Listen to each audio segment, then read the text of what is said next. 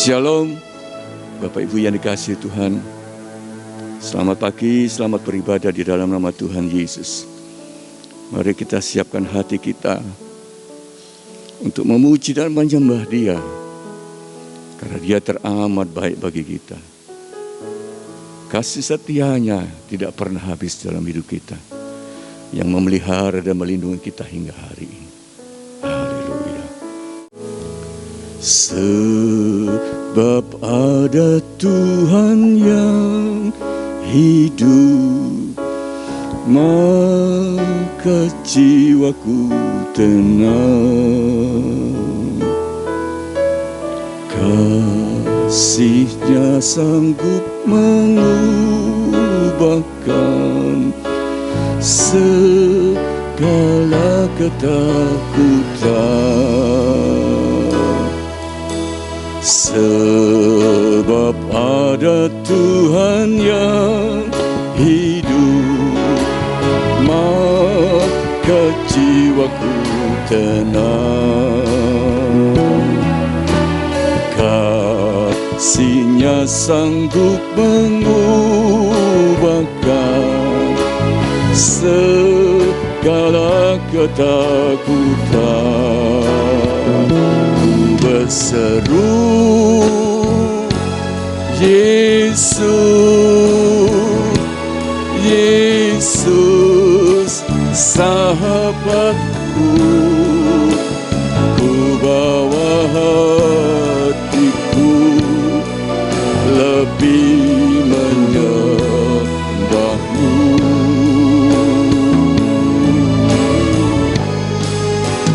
Ku berseru, Yesus, Yesus, Kau Tuhanku, segala perkaraku ku serahkan padamu.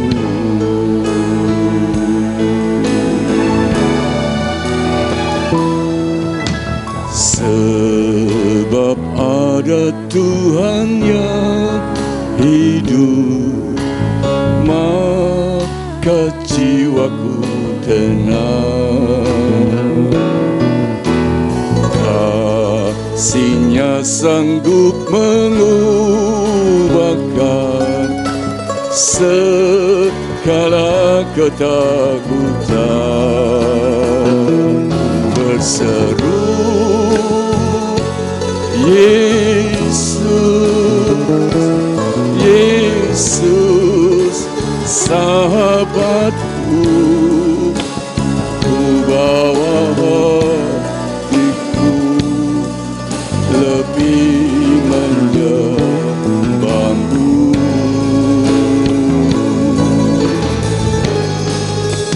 Ku berseru,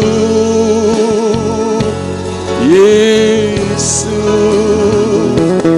Yesus, Kau Tuhanku, segala perkaraku ku serahkan padamu. Sedang jemaat untuk bangkit berdiri. Ku berseru, Yesus,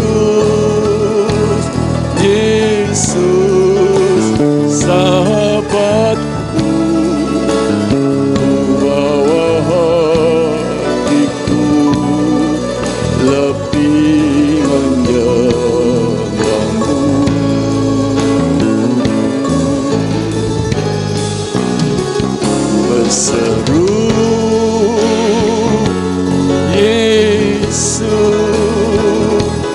Yesus, Kau Tuhanku, segala perkaraku ku serahkan padamu.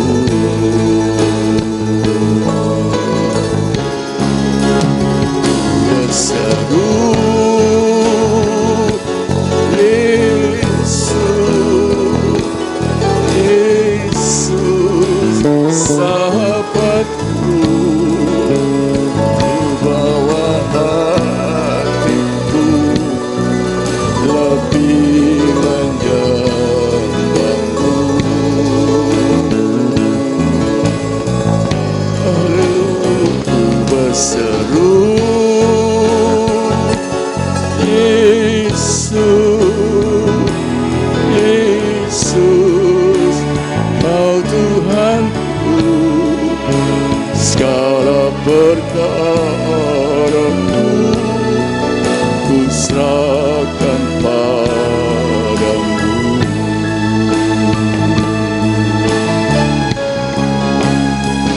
Berseru, Yesus,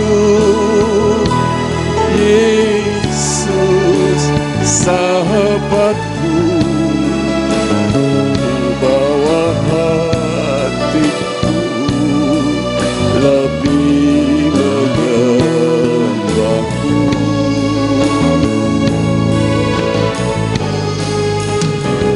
Berseru,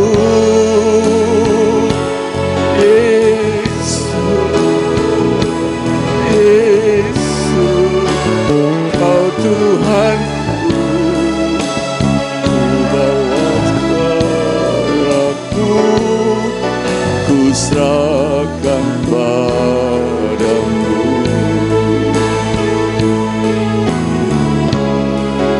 Segala perkaraku ku serahkan padamu.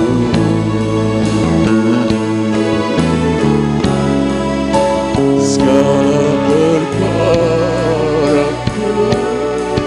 ku serahkan padamu.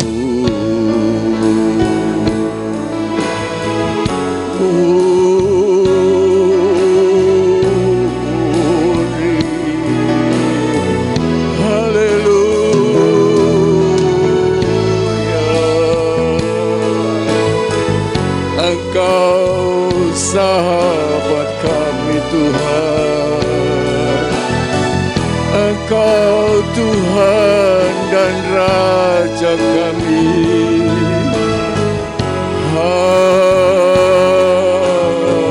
Haleluya, haleluya.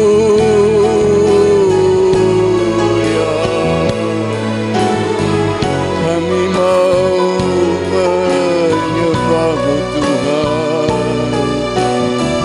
Haleluya.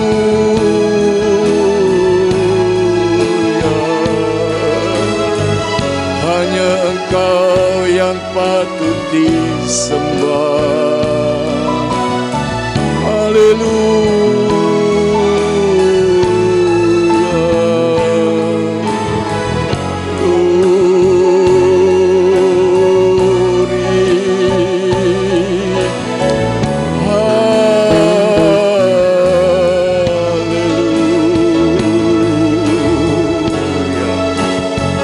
Hanya Engkau Tuhan, hanya Engkau yang menjadi pengharapan kami.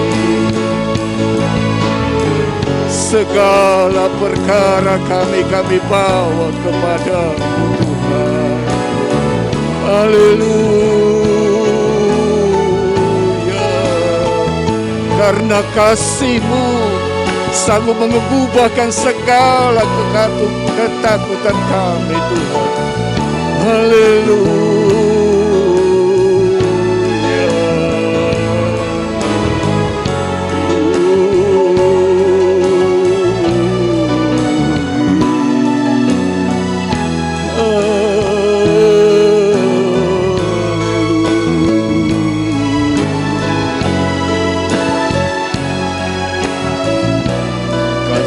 Tuhan.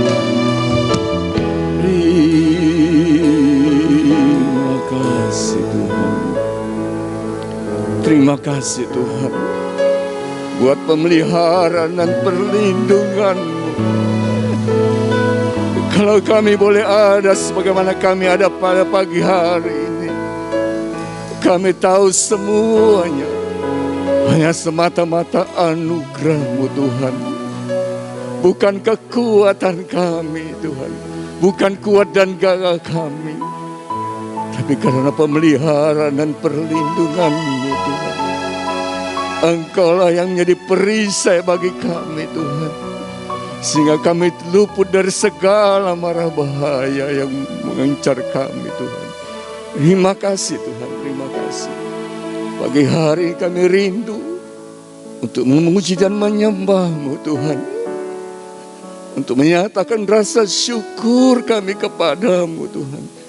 Kiranya sementara pujian penyembahan kami naikkan, boleh naik sebagai dupa yang harum yang menyenangkan hati-Mu Tuhan. Biar hati-Mu boleh disenangkan Tuhan. Terima kasih Tuhan, terima kasih. Kami serahkan ibadah ini dari awal hingga akhir hanya di dalam pimpinan daripada kuat kuasa Roh Kudus, di dalam nama Tuhan Yesus Kristus. Haleluya. Mari sama-sama katakan amin. Terima kasih, silakan duduk kembali saudara. Sungguh hanya Dia yang menjadi penolong bagi kita. Yesus Kau Tuhan yang sembuhkanku. Yesus Kau Tuhan yang pulihkanku. Kasih setiamu lebih dari semua, sekarang dan selamanya. Yesus Kau Tuhan yang sembuhkanku. Yesus Kau Tuhan yang pulihkanku. Kasih setiamu lebih dari semua, sekarang dan selamanya.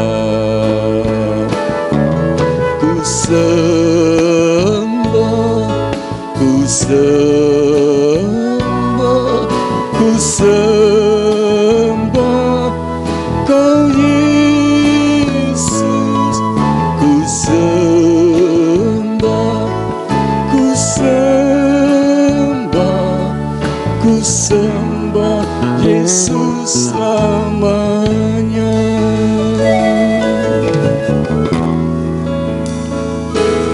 Oh Tuhan yang sembuhkanku. Yesus Kau Tuhan yang pulihkanku. Kasih setiamu lebih dari semua, sekarang dan selamanya. Ku sembah, ku sembah, ku sembah Kau Yesus. Ku sembah, ku sembah, ku sembah Yesus namanya. Ku sembah, ku sembah, ku sembah Kau Yesus. Ku sembah, ku sembah, ku sembah Yesus namanya.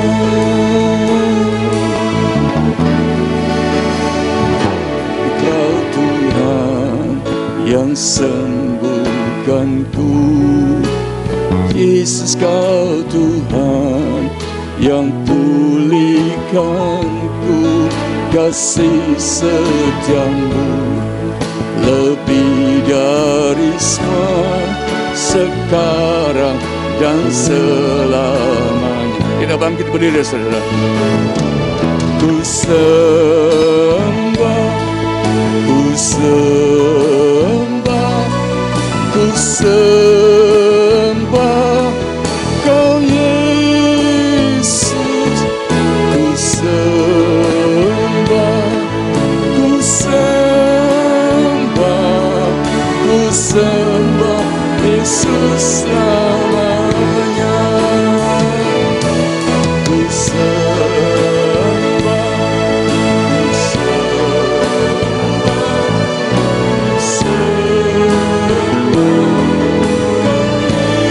Yesus. Ku sembah, ku sembah, ku sembah Yesus selamanya. Mulai istrinya serahkan kepada Bapak Pendeta Ferry Lahai. Ku sembah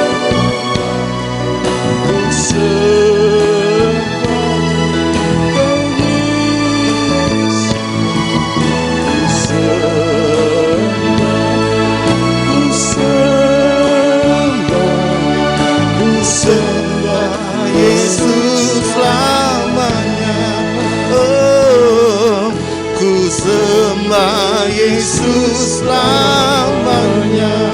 Lagi katakan, ku sembah Yesus selamanya.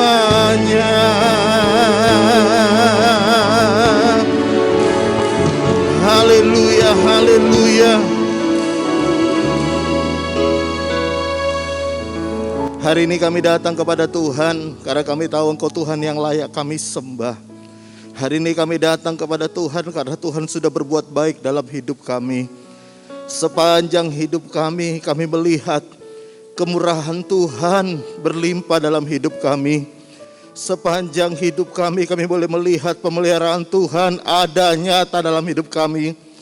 Hingga pada hari ini kami boleh ada sebagaimana kami ada.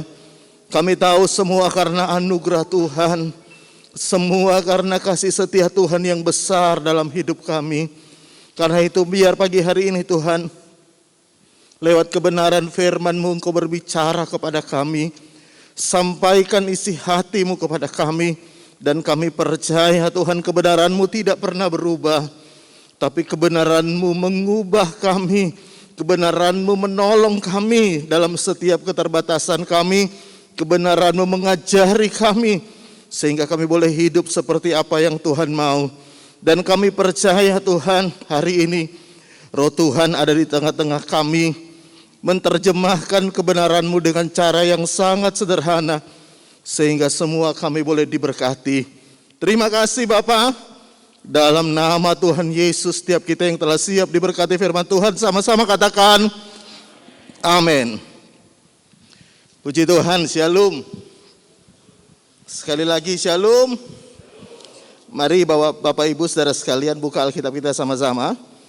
Dalam satu pembacaan Alkitab yang sudah tidak asing lagi. Dalam Kisah Rasul pasal yang ke-16.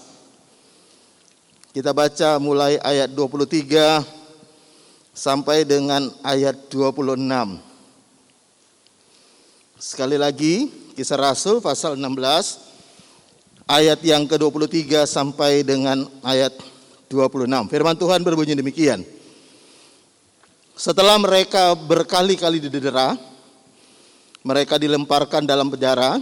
Kepala penjara diperintahkan untuk menjaga mereka dengan sungguh-sungguh. 24. Sesuai dengan perintah itu, kepala penjara memasukkan mereka ke ruang penjara yang paling tengah dan membelenggu kaki mereka dalam pasungan yang kuat. Ayat 25. Tetapi kira-kira tengah malam Paulus dan Silas berdoa dan menyanyikan puji-pujian kepada Allah. Dan orang-orang hukuman lain mendengarkan mereka. 26 terakhir. Akan tetapi terjadilah gempa bumi yang hebat sehingga sendi-sendi penjara itu goyah. Dan seketika itu juga terbukalah semua pintu dan terlepaslah belenggu mereka semua. Yang percaya firman Tuhan, sekali lagi sama-sama katakan amin. Nah, saudara, yang saya mau sampaikan hari ini adalah bagaimana kita melihat atau mendefinisikan sebuah masalah dalam hidup kita. Saya merasa ini penting karena begini, ada banyak orang mempermasalahkan sesuatu yang sebenarnya bukan masalah. Ya kan? Ada orang mempermasalahkan sesuatu yang bukan masalah. Kenapa bisa demikian? Karena begini, karena kita tidak ngerti sebenarnya masalah itu apa sih sebenarnya. Karena definisi orang atau definisi banyak orang atau setiap orang kadang-kadang berbeda tentang apa itu masalah. Yang saya lihat dari kebanyakan orang adalah begini. Masalah adalah sesuatu yang mengganggu kenyamanan hidup mereka. Ya kan? Makanya begini, ada orang yang dulu sebelum pandemi pekerjaannya lancar, pekerjaannya sukses, ya kan? Tapi kemudian masuk pandemi, pekerjaannya mulai menurun, lalu orang berkata, "Pak, saya dalam masalah." Kenapa?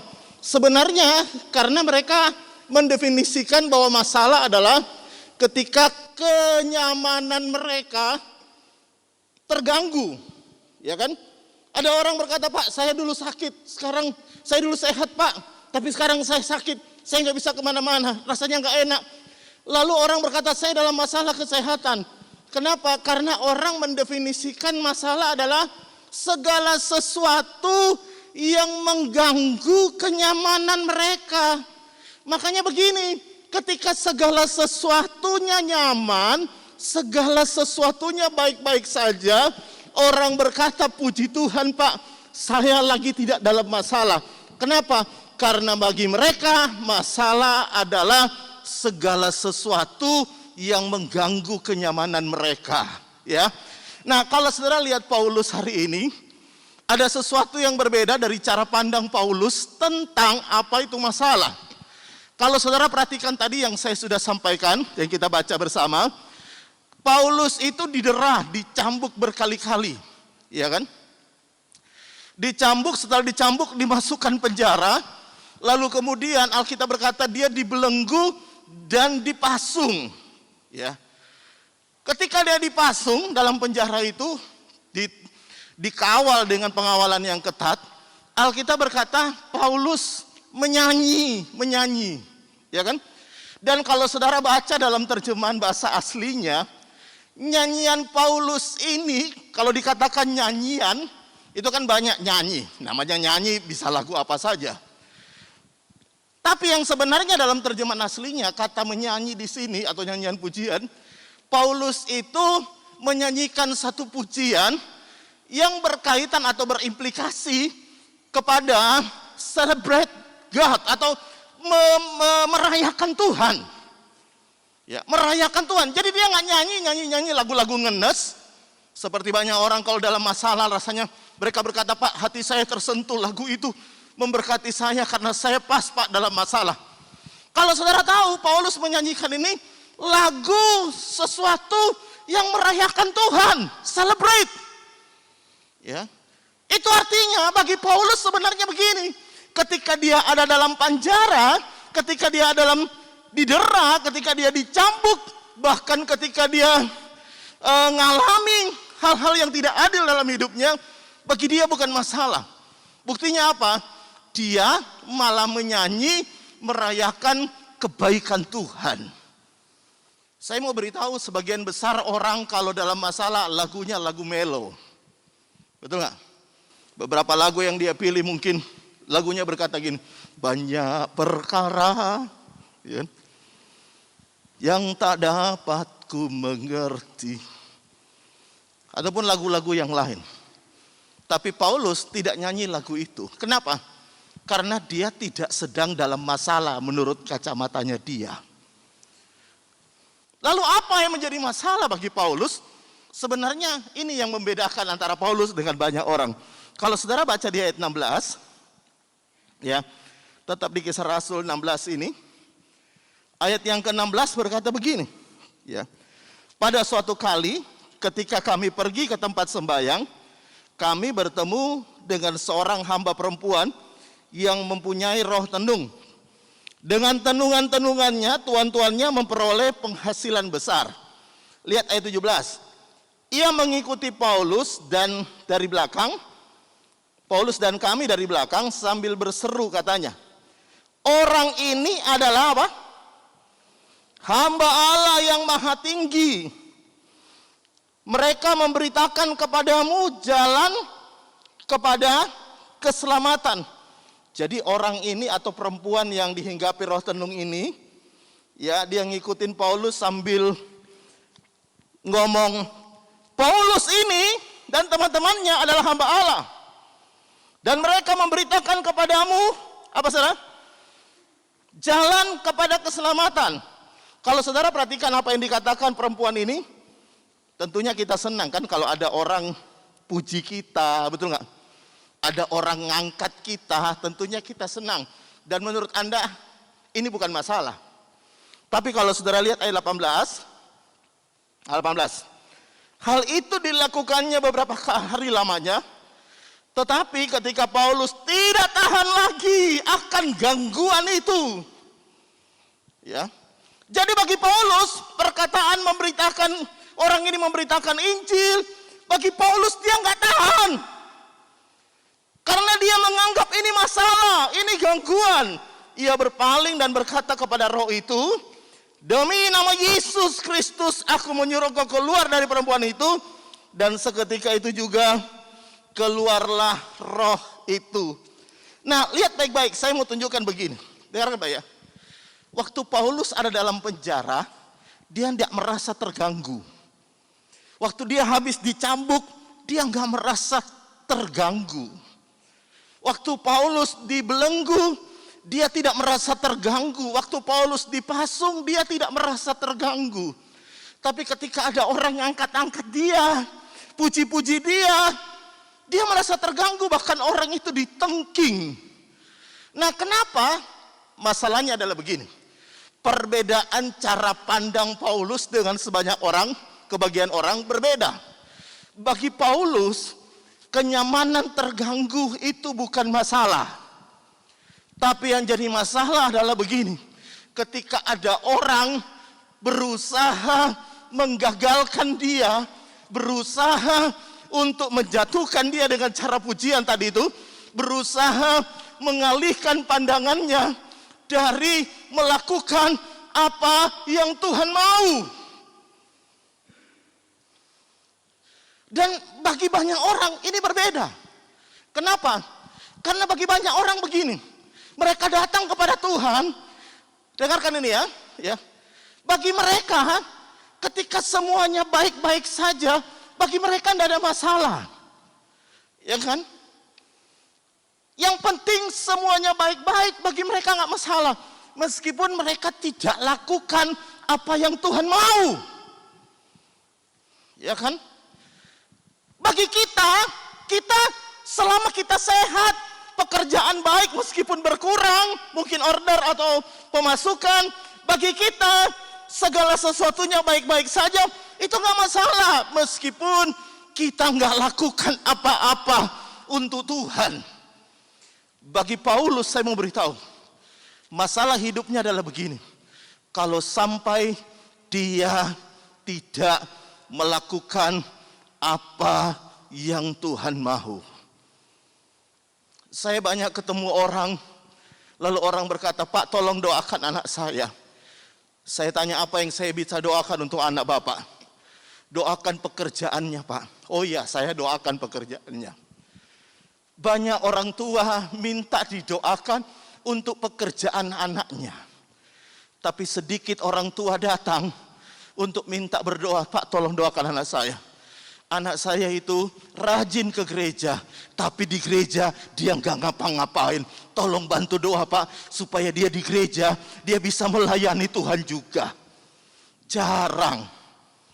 Kenapa? Karena bagi orang tua begini, kalau anaknya bisa kerja baik, anaknya baik-baik saja, meskipun dia datang ke gereja, nggak ngapa-ngapain untuk Tuhan, bagi dia bukan masalah. Kenapa? Karena bagi kita masalah adalah terganggunya kenyamanan kita.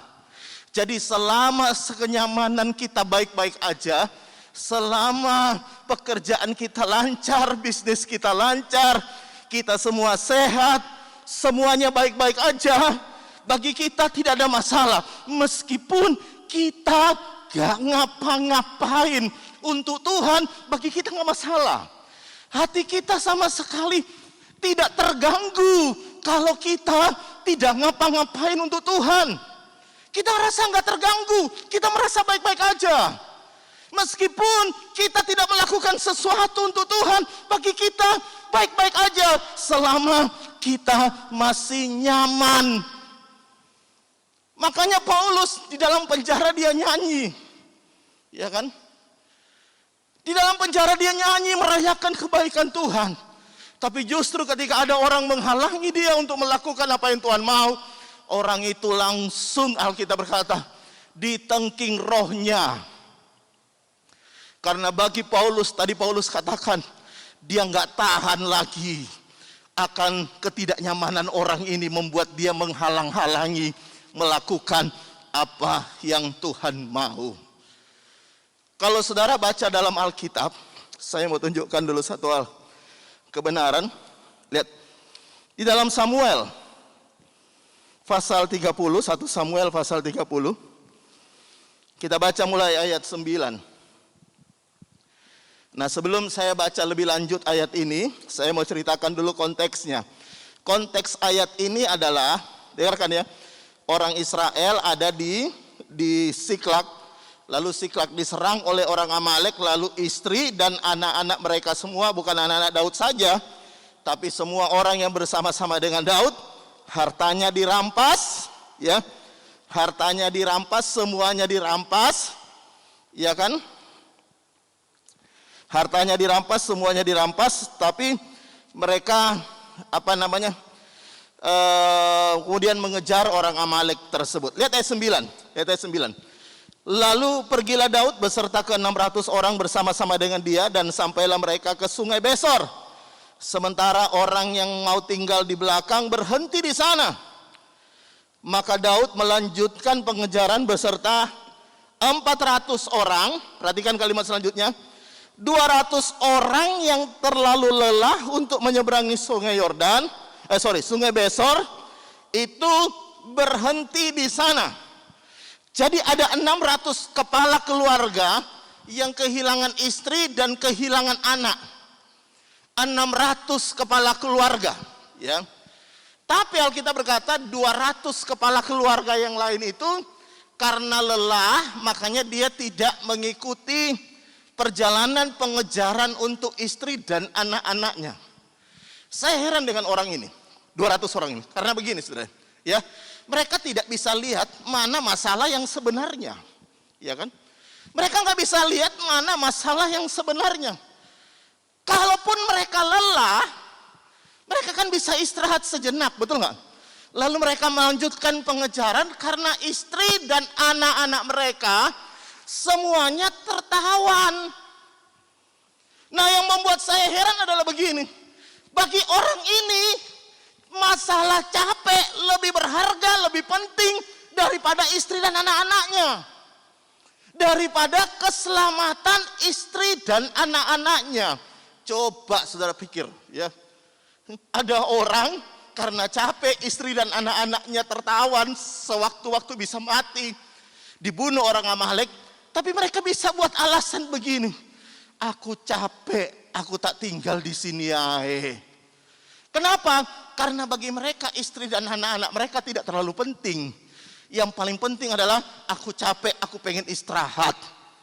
Makanya kalau saudara baca selanjutnya, tidak perlu dibaca, 400 orang kemudian yang lain yang mengejar, mereka marah kepada 200 orang ini. Kenapa? Karena 200 orang ini, ya, selalu atau mereka lebih menganggap kelelahan mereka lebih penting daripada keluarga dan anak-anak mereka yang tertawan. Mungkin kalau saudara menatap saya dan saudara berkata begini, oh saya kalau soal keluarga, family nomor 1, keluarga nomor 1. Saya setuju dengan Anda, keluarga nomor 1. Ya, ada lagu yang berkata harta yang paling berharga adalah keluarga. Saya setuju dengan Anda untuk itu. Tapi pertanyaan saya, Tuhan Anda tempatkan di nomor berapa? Tuhan Anda tempatkan di nomor berapa? Masalahnya di situ. Kadang-kadang kita berkata keluarga nomor 1, lalu Tuhan nomor 25.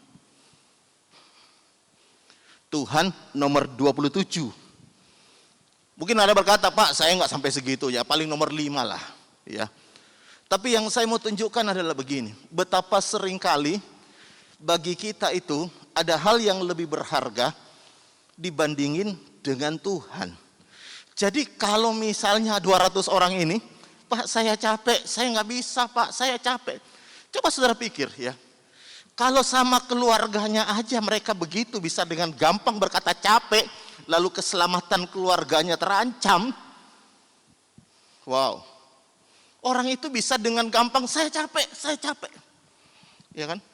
Nah sama dengan kita kadang-kadang juga dengan alasan capek, dengan gampang kita meninggalkan apa yang menjadi tanggung jawab kita dalam Tuhan.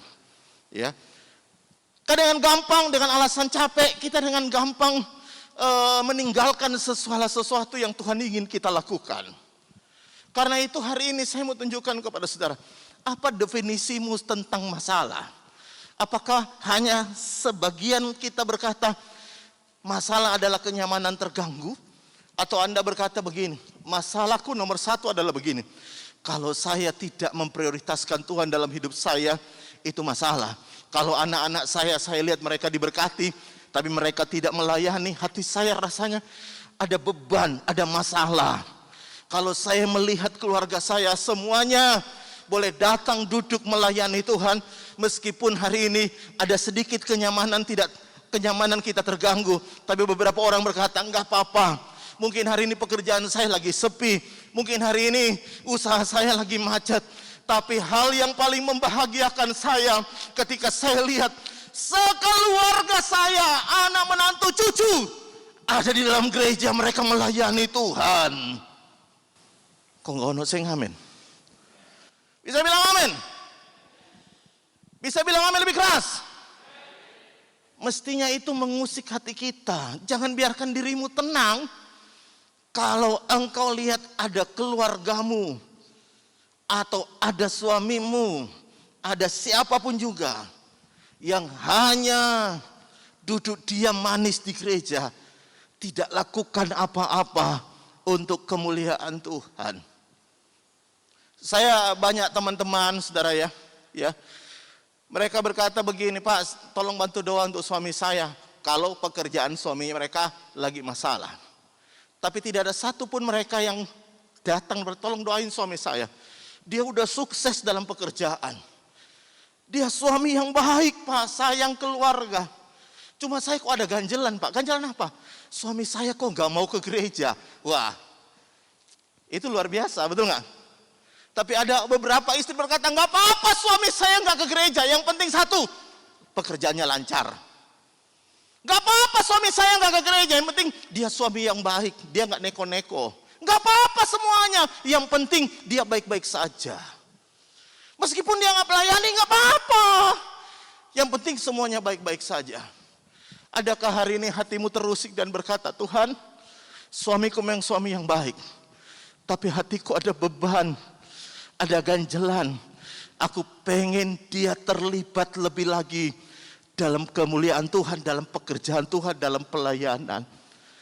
Ada enggak hatimu terusik untuk itu? Ada enggak hatimu berkata, Pak, Tuhan, aku lihat anak-anakku kerjaannya semua baik, tapi ada ganjelan di hatiku. Kenapa? Karena anakku tidak lakukan apa-apa untuk Tuhan. Tidak lakukan apa-apa untuk kemuliaan Tuhan. Apakah ada hatimu terganjal gitu? Ada banyak orang gak apa-apa Pak, mereka gak apa-apa, yang penting kerjaannya lancar, semuanya lancar, gak apa-apa. Meskipun bahkan mereka mungkin akhirnya mereka mungkin meninggalkan Tuhan, gak apa-apa. Yang penting semuanya lancar jaya. Ya. Nah saya mau kasih contoh dalam Alkitab, dan ini sebagai ayat-ayat yang terakhir. Buka sama-sama dulu dengan saya, ya. Dalam Keluaran pasal 14 ayat yang ke-10. Lihat. Keluaran 14 ayat yang ke-10. Nah, ini kisah tentang orang Israel ketika keluar dari Mesir. Lihat, firman Tuhan berkata begini. Ya. Ketika Firaun telah dekat, orang Israel menoleh, maka tampaklah orang Mesir bergerak menyusul mereka. Lalu sangat ketakutanlah orang Israel dan mereka berseru-seru kepada Tuhan. Nah, perhatikan ayat yang ke-11. Ayat 11 berkata, dan mereka berkata kepada Musa, apakah karena tidak ada kuburan di Mesir, maka engkau membawa kami untuk mati di padang gurun? Lihat ayat 11. Apakah yang kau perbuat terhadap kami dengan membawa kami keluar dari Mesir? Ayat 12. Bukankah telah kami katakan kepadamu di Mesir, janganlah mengganggu kami dan biarlah kami bekerja kepada orang Mesir, sebab lebih baik bagi kami untuk bekerja pada orang Mesir daripada mati di padang gurun. Saudara tahu orang Israel ini adalah contoh yang paling luar biasa dari kehidupan kita, ya. Kehidupan apa? Kehidupan di mana mereka selalu bergerak karena ketidaknyamanan. Mereka berkata kepada Musa, kau bawa kami keluar. Padahal kalau saudara tahu aslinya, Musa tidak pernah bawa mereka keluar. Mereka yang minta supaya dikeluarin dari Mesir. Kenapa? Karena di Mesir mereka tidak nyaman.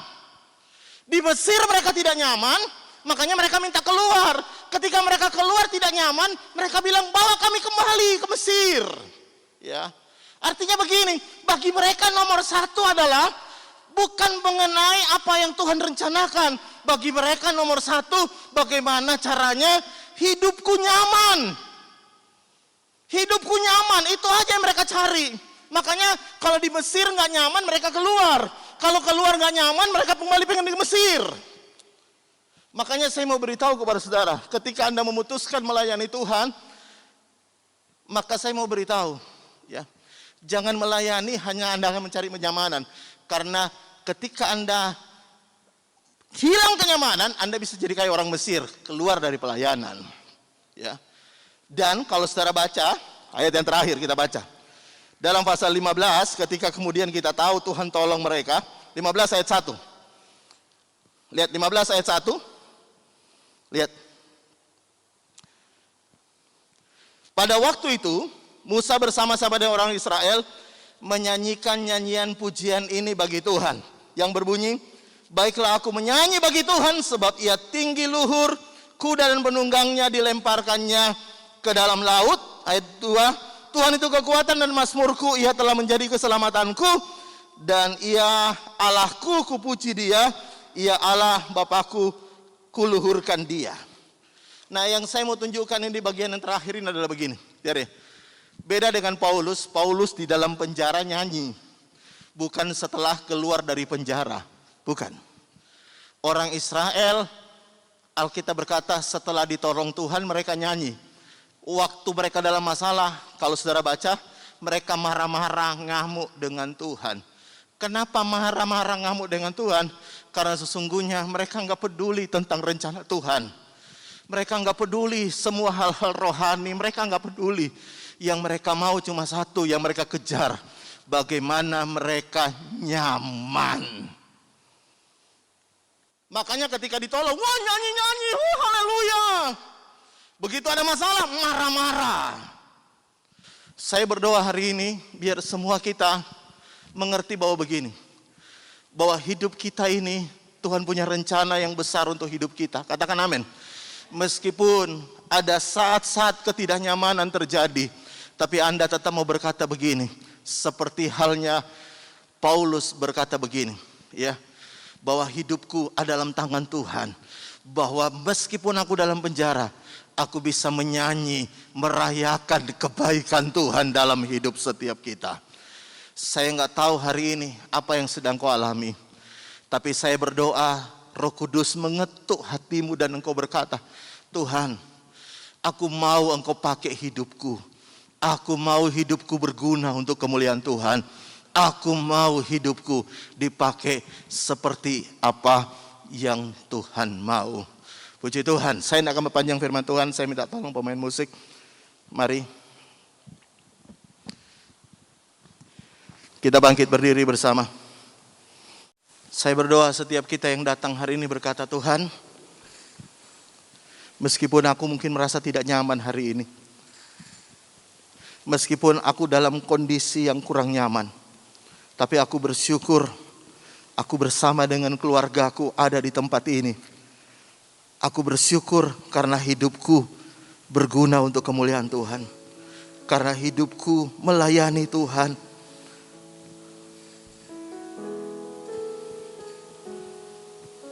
Mari nyanyi sama-sama pujian ini. Mataku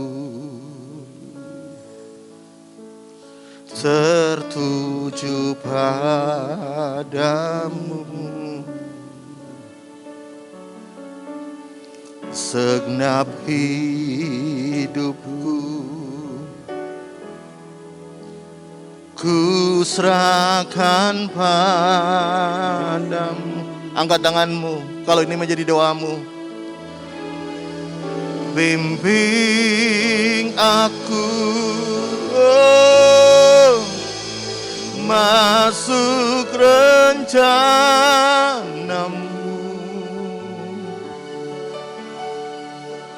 untuk membesarkan kerajaanmu.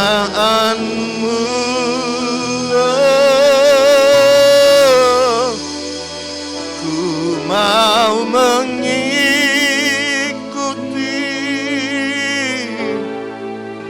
kehendak-Mu ya Bapa. Ku mau selalu menyenangkan hati-Mu. Mari lagi dari awal katakan, mataku tertuju padamu Tuhan.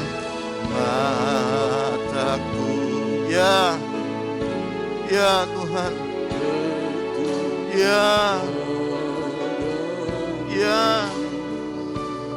oh, segenap hidupku ku serahkan padamu. Bimbing aku Tuhan, bimbing aku masuk rencana-Mu untuk membesarkan kerajaan-Mu. Ku mau mengikuti, amin, amin, kehendak-Mu ya Bapa. Ku mau selalu menyenangkan hati-Mu. Lagi katakan, ku mau mengikuti, ku mau mengikuti.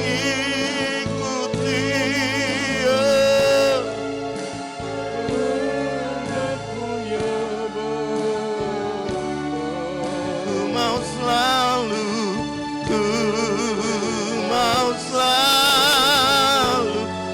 menyenangkan. Lagi sekali lagi katakan, ku mau mengikuti.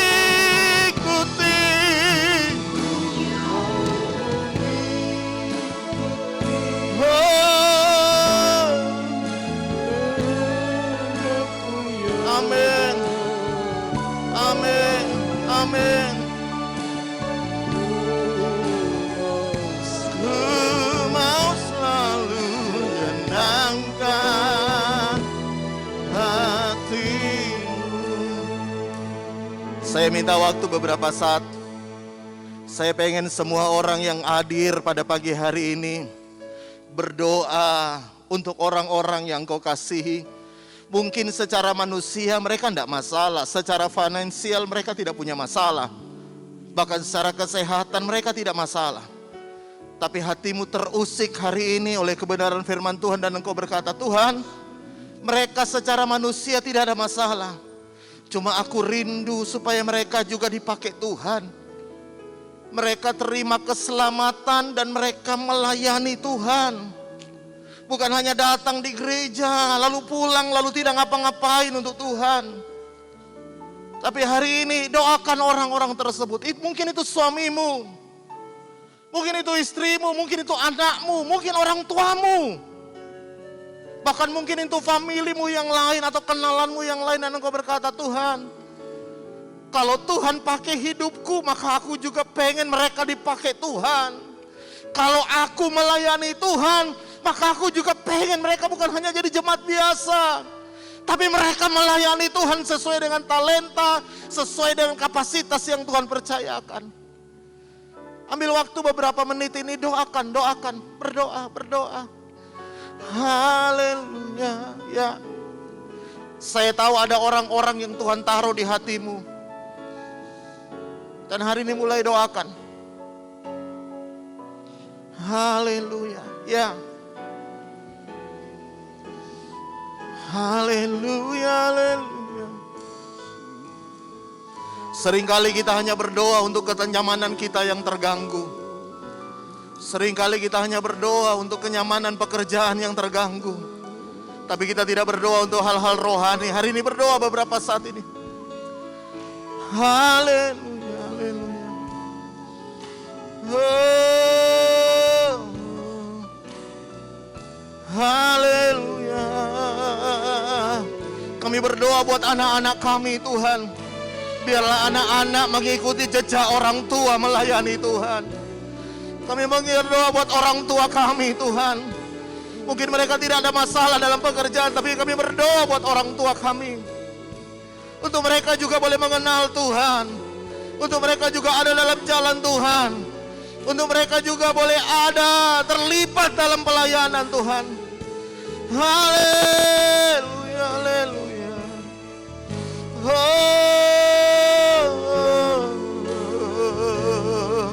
ya. Ya,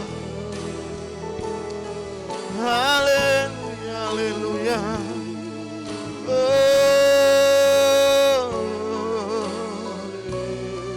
Yesus.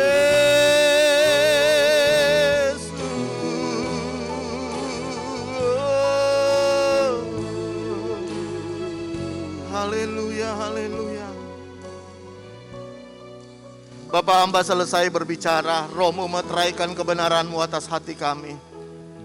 Biar kami bukan hanya terusik karena kenyamanan kami terganggu, tapi hati kami juga terusik ketika melihat ada banyak hal yang kami bisa lakukan untuk Tuhan dalam pelayanan, dalam hal apapun. Hamba berdoa dalam nama Tuhan Yesus, seluruh jemaat Logos mereka semua melayani Tuhan. Di dalam nama Tuhan Yesus, sesuai dengan talenta dan kapasitas mereka, semuanya dipakai Tuhan. Tidak ada yang jemaat biasa, tapi semuanya pelayan Tuhan.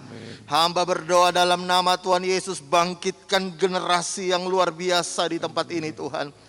Generasi yang berkata, hidupku adalah milik Tuhan. Hidupku dalam tangan Tuhan. Dan biar Tuhan pakai hidup kami untuk kemuliaan nama Tuhan. Memberkati semua jemaat yang sudah hadir. Memberkati Ibu Gembala. Ibu Gembala tetap sehat, kuat. Bahkan anak, menantu, cucu semuanya diberkati Tuhan. Dipakai Tuhan. Seluruh hamba-hamba Tuhan, pelayan-pelayan Tuhan, semuanya juga diberkati Tuhan. Terima kasih Bapak. Hamba selesai berbicara dalam nama Tuhan Yesus.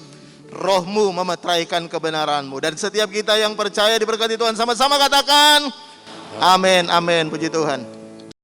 Kita akan memberikan persembahan bagi Tuhan. Kita angkat satu pujian. semusim berlalu, namun kau selalu peliharaku.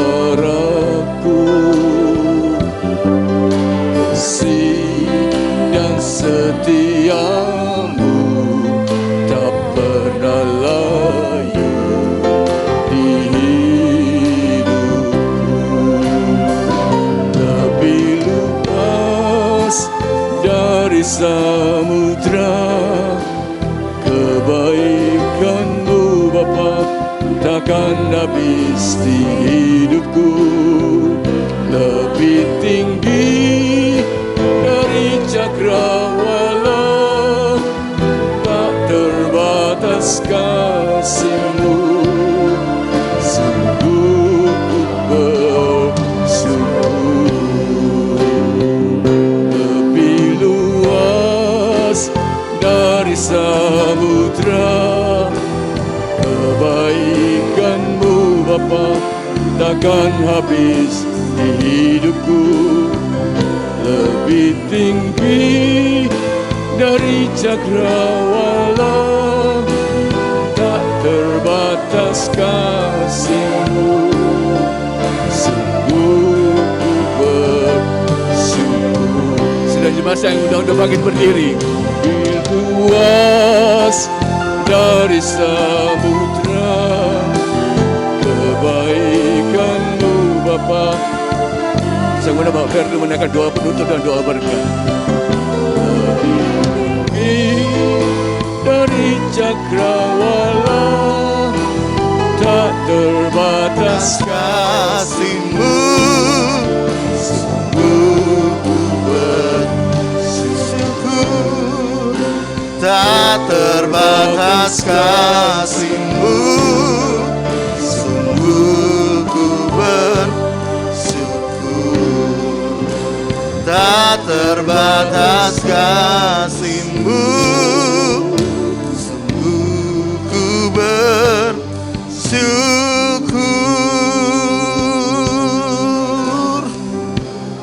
Terima kasih buat kebenaran-Mu yang sudah kami dengar. Terima kasih buat waktu yang baik untuk kami boleh beribadah bersama. Dan kami percaya setiap nyanyian pujian kami, setiap persembahan jemaat-Mu naik di hadapan Tuhan menjadi persembahan yang menyenangkan hati Tuhan. Kami bersyukur buat waktu yang baik ini, dan sebentar kami mau pulang. Sebelum kami pulang, kami mau berdoa buat kota di mana kami tinggal. Kiranya Tuhan memberkati kota kami. Tuhan tolong pemerintahan sehingga semuanya boleh teratasi dengan baik masalah COVID ini. Dan kami tahu Tuhan berikan hikmat pada pemerintah untuk melakukan yang terbaik sehingga semuanya boleh terkendali untuk kemuliaan nama Tuhan. Berkati jemaat Tuhan yang sudah hadir, bahkan beberapa jemaat Tuhan yang tidak sempat hadir. Dengan alasan apapun Tuhan tolong mereka. Kalau mereka di rumah beribadah online, meskipun secara online kami percaya Tuhan menjamah mereka dimanapun mereka berada. Yang sakit dalam nama Tuhan Yesus Tuhan sembuhkan, yang lemah Tuhan kuatkan. Bahkan yang sedang mengalami banyak hal, mungkin tantangan kehidupan, ingatkan mereka kembali Tuhan. Untuk mereka kembali kepada Tuhan. Terima kasih Bapa, terima kasih. Dan sebentar kami mau pulang, mari buka tanganmu sama-sama, kita siap terima berkat Tuhan. Di dalam nama Tuhan Yesus, kalau engkau percaya, amenkan dengan imanmu. Di dalam nama Tuhan Yesus kami percaya terjadi. Tuhan memberkati engkau dan melindungi engkau. Tuhan menyinari engkau dengan wajah-Nya dan memberikan engkau kasih karunia. Tuhan menghadapkan engkau dengan wajah-Nya dan memberikan engkau damai sejahtera. Saudaraku yang dikasihi Tuhan, pulanglah. Terimalah berkat dari Allah Bapa, cinta kasih sayang Tuhan kita Yesus, dan persekutuan dengan Allah Roh Kudus akan terus menyertai, melindungi, memberkati setiap kita. Mulai hari ini sampai Maranatha, Dia menjemput kita di awan-awan. Dan yang percaya sekali lagi sama-sama katakan, amin, amin, amin, amin. Puji Tuhan, Tuhan Yesus memberkati. Sampai berjumpa di ibadah-ibadah berikutnya.